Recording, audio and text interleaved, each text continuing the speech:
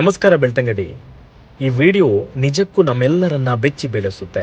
ಯಾಕೆ ಅಂತ ಹೇಳಿದ್ರೆ ಈ ಘಟನೆ ನಡೆದಿರೋದು ಬೆಳ್ತಂಗಡಿ ತಾಲೂಕಿನ ಮಡಂತ್ಯಾರ ಬಳಿ ಇರುವಂತಹ ಕೊಲ್ಪೆದ ಪದವಿನ ಮಸೀದಿ ಏನಿದೆ ಅದರ ಮುಂಭಾಗ ನಡೆದಿರುವಂತಹ ಘಟನೆ.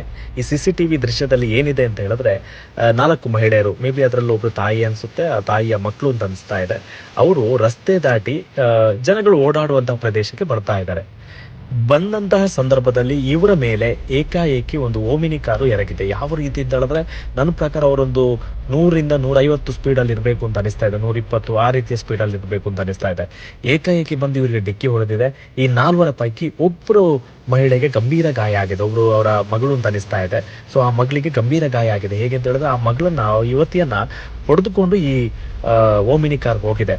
ನಿಜಕ್ಕೂ ಒಂಥರ ಶಾಕಿಂಗ್ ಅನಿಸ್ತಾ ಇದೆ.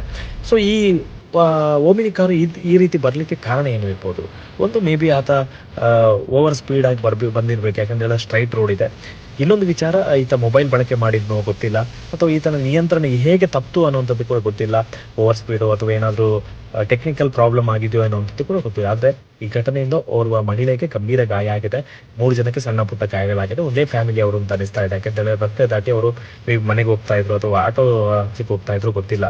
ಆದರೆ ಈ ಒಂದು ಘಟನೆ ನಿಜಕ್ಕೂ ನಮಗೆ ಶಾಕಿಂಗ್ ಆಗಿದೆ. ನೋಡಿ ಹೇಗೆ ಬರುತ್ತೆ ಆ ಒಂದು ಓಮಿನಿ ಕಾರು, ಹೇಗೆ ಆ ಸ್ಟ್ರೈಟ್ ರಸ್ತೆಯಿಂದ ಹೇಗೆ ಈ ರೀತಿ ಜನಗಳಿರುವಂತಹ ಪ್ರದೇಶಕ್ಕೆ ಹೋಗ್ತಾ ಇದೆ ಅನ್ನುವಂಥದ್ದು ಕೂಡ ಗೊತ್ತಾಗ್ತಾ ಇಲ್ಲ.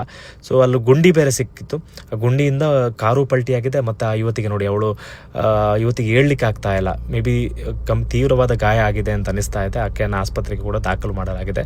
ಸೊ ವಾಹನ ಚಲಾವಣೆ ಮಾಡುವಾಗ ಭಾರಿ ಗಮನ ವಹಿಸಬೇಕು, ಜನರು ಕೂಡ ಸುತ್ತಮುತ್ತ ನೋಡಬೇಕು, ವಾಹನ ಸವಾರರು ಕೂಡ ಭಾರಿ ಎಚ್ಚರಿಕೆಯಿಂದ ವಹಿಸಬೇಕಾಗಿರುವಂಥ ಒಂದು ಸಂದೇಶದ ವಿಡಿಯೋ ಇದು. ನೀವು ಸಣ್ಣ ಆಗ್ಬೇಕಲ್ವಾ? ಅದು ಒಂದು ಉತ್ತಮ ಆಹಾರದಿಂದ ಸಣ್ಣ ಆಗ್ಬೇಕಲ್ವಾ? ಪ್ರತಿದಿನ ನಮ್ಮ ಜೀನಿ ಸ್ಲಿಮ್ ನ ಯೂಸ್ ಮಾಡಿ ಯಾವುದೇ ಸೈಡ್ ಎಫೆಕ್ಟ್ ಇಲ್ದಂಗೆ ನೀವು ಸಣ್ಣ ಆಗ್ತೀರಾ.